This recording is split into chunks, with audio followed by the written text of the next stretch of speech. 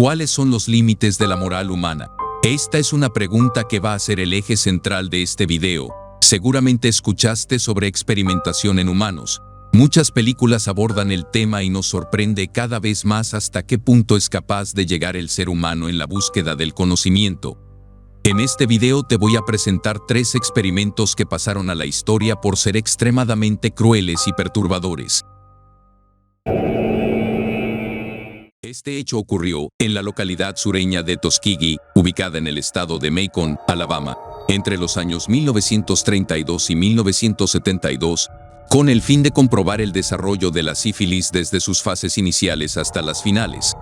Al contextualizar el estudio, podemos encontrar que este tenía el objetivo de entender mejor el funcionamiento de la enfermedad, para lo cual el Servicio Público de Salud y el Instituto Tuskegee decidieron estudiar durante un periodo de 6 a 8 meses la población infectada que habitaba en el condado de Macon y, posteriormente, tratarlos con los medicamentos disponibles. Se dijo a los enfermos que tenían esa mala sangre, bad blood, palabra genérica para referirse a diversas enfermedades, y que se les brindaría comida, alojamiento y seguro de vida a todos los participantes. En un primer momento, el estudio era meramente prospectivo. Eso quiere decir que los datos se reunían en tiempo presente para llegar a unas conclusiones futuras, ya que en ese momento no existía ningún tratamiento completamente confiable que lo pudiese convertir en terapéutico. El momento crítico que da un giro a esta historia se produce en 1947, cuando la penicilina comienza a difundirse como tratamiento efectivo contra la sífilis, y una nueva ley que ordenaba su tratamiento obligatorio. Sin embargo, esto no detuvo el experimento, ni siquiera hizo que se replantearan las consecuencias éticas de continuarlo. Al contrario, este siguió adelante como si nada hubiese pasado, sin proporcionarles penicilina a ninguno de los pacientes. Los responsables de la investigación se negaron a que sus conejillos de indias formasen parte de campañas nacionales para la erradicación de la enfermedad, y siguieron proporcionándoles placebo, básicamente un falso medicamento sin efecto terapéutico real.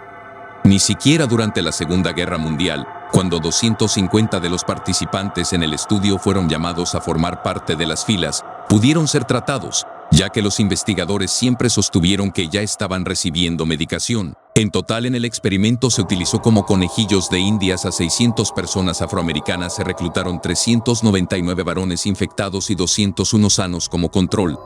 A pesar de que en 1964 la Organización Mundial de la Salud obligó a que todos los experimentos con humanos tuviesen el consentimiento expreso de los participantes, el criterio del experimento Tuskegee no se revisó. Este infierno recién vería el principio del fin un par de años después, cuando Peter Buxton, investigador de enfermedades venéreas del Servicio Público de Salud, denunció la situación al CDC, Centro de Control de Enfermedades, por sus siglas en inglés, los cuales descartaron todo tipo de intervención hasta llegada la muerte de todos los participantes, momento en el que finalmente podrían obtener los tan deseados datos. Más de 8 años después, finalmente Buxton acudió a la prensa ante la pasividad de las autoridades sanitarias oficiales. Finalmente, el Washington Star y el New York Times publicaron en sus primeras páginas la noticia a finales de julio de 1972 y, en apenas un día, el escándalo fue tal que el proyecto fue clausurado.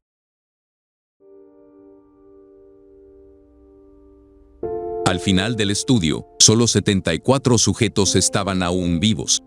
28 sujetos habían muerto de sífilis, 100 más de complicaciones relacionadas, 40 esposas de los sujetos resultaron contagiadas y 19 niños nacieron con sífilis congénita. Tanto ellos como las familias del resto de víctimas debieron repartir $9 millones de compensación. En 1997, Bill Clinton se disculpó de forma oficial en la Casa Blanca. 65 años después del comienzo del experimento, el pedido de perdón lo recibieron solo 5 de los sobrevivientes, 3 de ellos en silla de ruedas y con las huellas de la enfermedad aún plasmadas en sus cuerpos.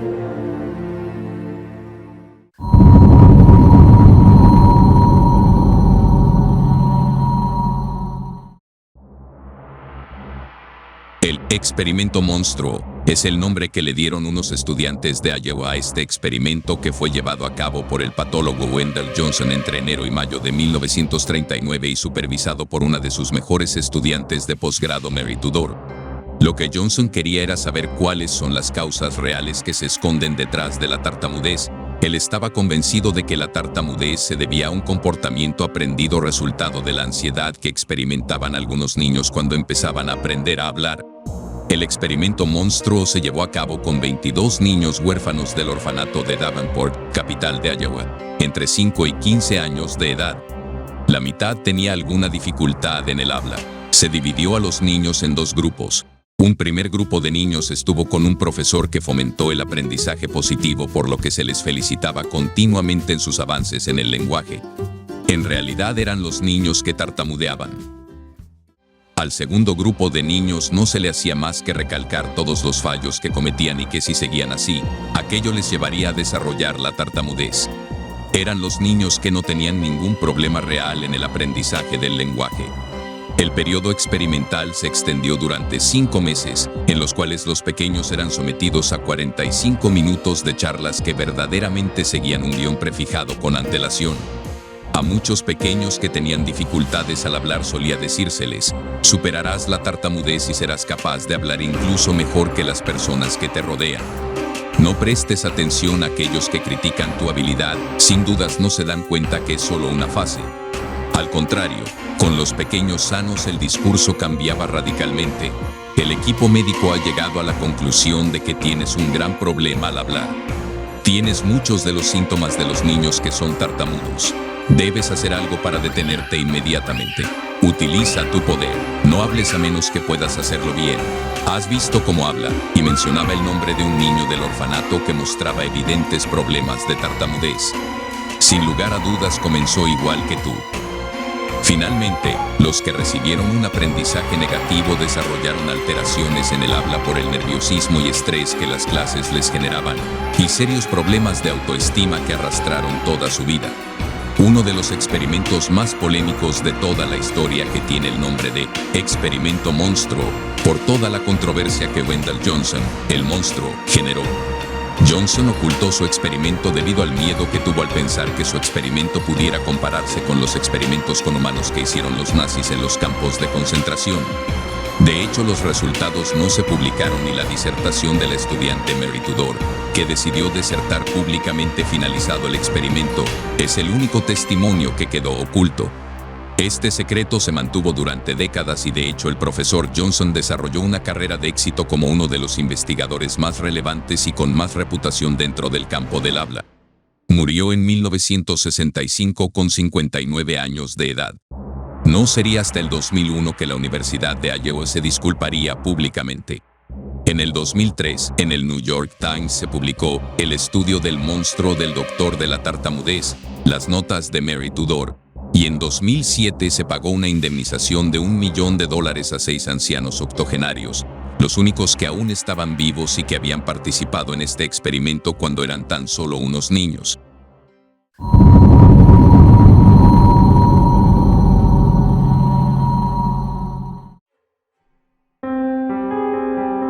Es imposible hablar de este escuadrón sin mencionar a su creador, Shiro Oishi. Este médico japonés fue uno de los personajes más controvertidos de la Segunda Guerra Mundial. Sin importarle lo más mínimo la dignidad humana, se valió de la creación del Escuadrón 731 para provocar terribles infecciones bacteriológicas a los prisioneros de guerra que tenían la desgracia de caer en sus manos.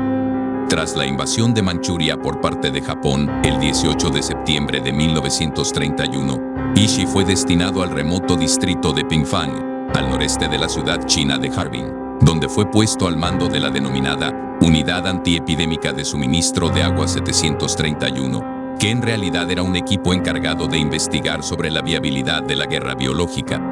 Durante varios años, Ishii y su equipo trabajaron en ensayos que combinaban los microbios causantes de algunas de las enfermedades más terribles que habían asolado a la humanidad: la peste bubónica, el cólera, la fiebre tifoidea, la tuberculosis, la sífilis, la gonorrea, la disentería y la viruela.